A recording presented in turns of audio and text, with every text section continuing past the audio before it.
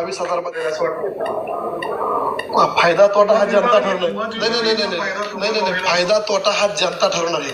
मी तुम्हाला आज सांगतो, मी पाठीमागे नौका उमेदवार असताना सुद्धा मला 22,000 मध्ये 21,699 मतांनी निवडून दिलं. आता मी पावणे 5 वर्ष प्रत्येक गावात जाऊन वाड्या वस्त्यावर जाऊन काम करण्याचा प्रयत्न करतोय. मला सहानुभूती फार मोठ्या प्रमाणावरती आहे कामाची, आणि ती नक्कीच येणाऱ्या कालावधीमध्ये सर्व सुज्ञ मतदार ते दाखवून देतील. खरे साहेब त्यांच्या पसंतीला पडले तर त्यांना मतदान होईल. माझं काम पसंत पडलं किंवा माझा जे बी आहे दररोजचा दिनक्रम त्यांना आवडला ते नक्की मला पसंत खरे शासकीय मंजुरीची वाट न बघता थेट पदरमोड करून स्वखर्चाने स्वतःच्या पदरमोड करून लाखो रुपयांचे कामं करत आहेत मतदारसंघात. त्यामुळे जरा एक वेगळी भावना निर्माण होते की अशा पद्धतीनं स्वखर्च करणारा आपला लोकप्रतिनिधी पाहिजे म्हणूनही काही जण व्यक्त होत आहेत. काय वाटतं? मी आपल्याला सांगतो, मी तुमचा आणि राज्य सरकारचा एक दुवा आहे. राज्य सरकारच्या योजना तुमच्या घरापर्यंत पोहोचवण्याच्या दृष्टीने मी काम करत आहे.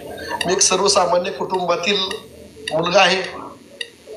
माझी एवढी ऐपत नाही की मी खाजगी पद्धतीने रस्ते करेल, मुरुम टाकेल, पाणी पुरवठा करून देईल, शासनाची योजना जास्तीत जास्त आणेल. आता ते कुठला व्यवसाय करतात ते मला माहीत नाही. आणि 10 गाड्या टाकल्या, 10 गाड्यावर तुमचा मीडियाचा एक जण कॅमेरावाला पाठीमागं जातोय, एक टँकर गेला त्याचा पाठीमागं कॅमेरावाला जातोय.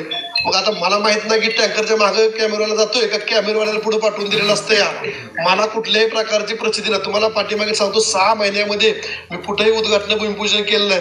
5-5, 10-10 कोटीची कामं डायरेक्ट अशी कामं चालू करून टाकलेली आहेत की मला प्रसिद्धीच्या पोटी जायचं नाही. कारण सर्व जनतेला माहित आहे की बाबा कामं कोण करतंय. अजितदादा पवार साहेबांच्या नेतृत्वाखाली आपला राष्ट्रवादी काँग्रेस पक्षाचा आमदार काम करतोय. मला सांगायचीच गरज नाही मी काम केलंय. तुम्हाला खोटं सांगत नाही. आजपासून दिवसभर नारळ फोडलं तरी मी आचारसंहिता लागूस तर नारळ फोडू शकत नाही. एक गावामध्ये 60 कामांचे नारळ माझी बॅलन्स आहेत, म्हणजे फोडतच नाही हो. सगळ्या गावाला माहिती आहे. मी सांगतो, सरपंच तुम्ही फोडून टाका, कार्यकर्ते कोण आहे त्या ठेकेदाराला घ्या, काम चालू करून टाका, फोडून टाका.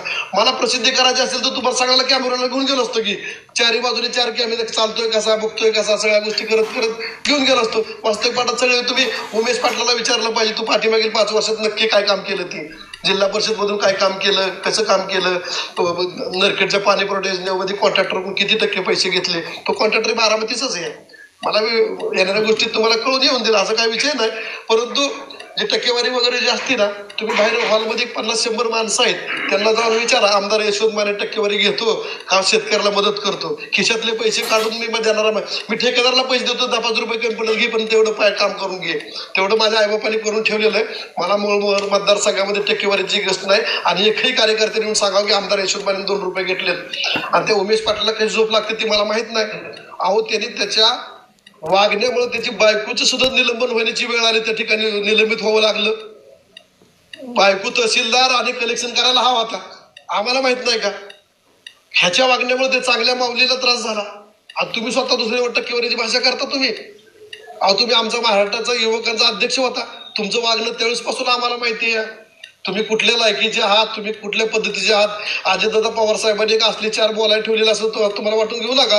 हे कधी हाकलून देतील ते कळणार नाही तुम्हाला बारामतीवाले. ही पद्धत तुमची बंद झाली आता. कारण आम्ही ऐकून घेतो म्हणजे तुम्हाला वाटतं का तुम्ही खरंच बोलता.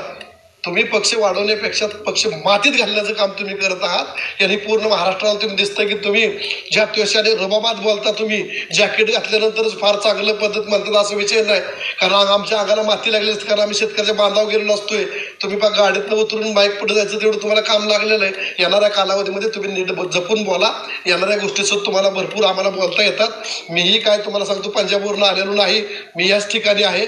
येणाऱ्या कालावधीत तुमची माझी भेट होत राहतील, सामना होत राहील, विचाराने बी होत राहील आणि कुठल्या गोष्टींनी पाहिजे त्या गोष्टींनी होत राहील. हे तुम्हाला मी बी माध्यमातून सांगतो. कारण तुमच्या काय गोष्टी माध्यमातून मी ऐकलेल्या आहेत. येणाऱ्या कालावधीत तुम्हाला दाखवून देईल. आमदार कार्य म्हणजे कामाचा आहे नाही कामाचा बोगस आहे ती बघून घेऊ. येणाऱ्या काळात तुला काय करायचं तू करत राहा. मी माझ्या पद्धतीने मी काम करत राहतो.